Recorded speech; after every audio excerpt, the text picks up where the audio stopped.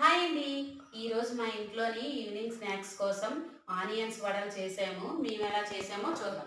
చాలా క్రిస్పీగా, టేస్టీగా ఉంటాయండి. ఒకసారి మీరు కూడా ట్రై చేయండి. ఫస్ట్ ఏం లేదండి, చాలా సింపుల్ ప్రాసెస్. ఆనియన్స్‌ని ఫస్ట్ పొడవుగా కట్ చేసుకోవాలి.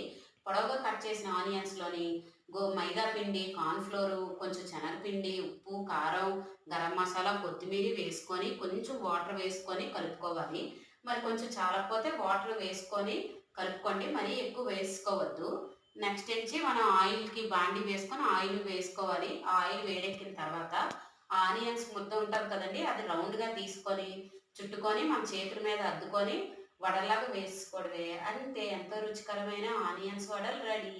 చాలా టేస్టీగా ఉంటాయండి. ఒకసారి ట్రై చేసి చూడండి. ప్లీజ్ సబ్స్క్రైబ్ చేయండి, లైక్ చేయండి. Thank you.